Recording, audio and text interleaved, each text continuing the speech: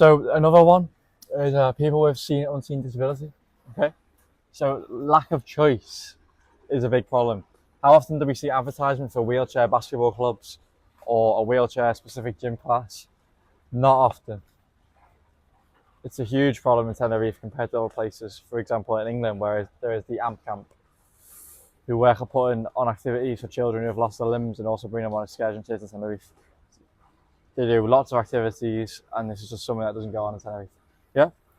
Obviously, if they're not doing this activity, it means it has a negative effect on their mental and physical health. And if they're not doing anything, then muscular atrophy can happen, which is just like the deterioration of their muscles. Solution to this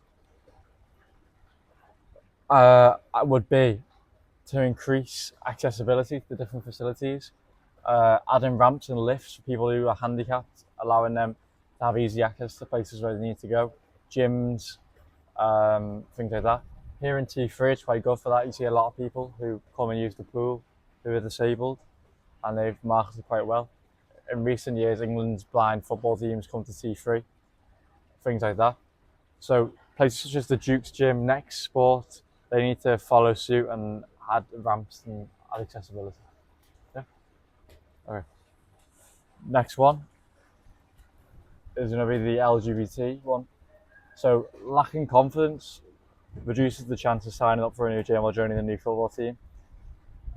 People with reduced levels of confidence are more likely to spend more time alone doing things they're comfortable with rather than getting themselves out there and out of their comfort zone. Half of the LGBT people have experienced depression, and 3 in 5 have experienced anxiety. Most people that are part of this community will have also experienced discrimination in the form of homophobia. If a person is subject to this, they're less likely to put themselves in the traditional macho environment like a gym where they might be discriminated against.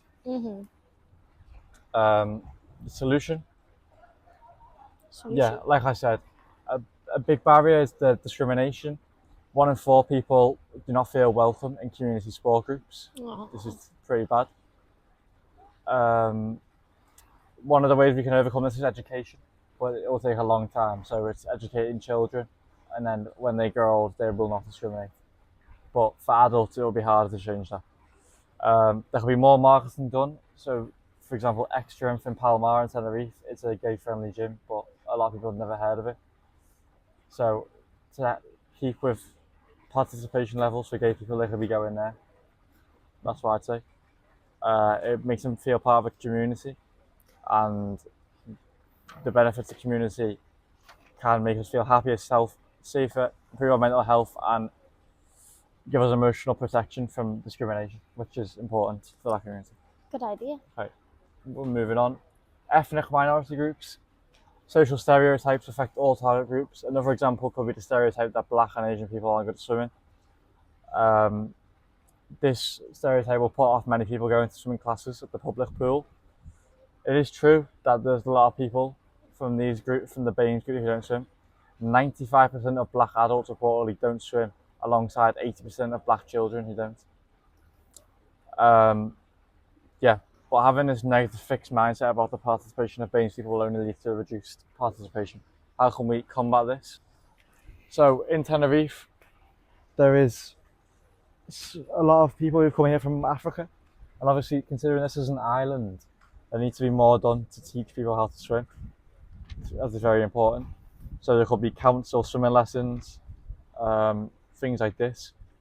And with more people, for example, if we just look at the African community in Tenerife, with more people learning to swim, then if people actually wanted to become athletes, that would leave more role models, and then there will be more swimmers as well. Because at the moment there's more, but in history there's not been a lot of Black swimmers, which obviously without the role models, it means there's less participation as well. So that's it.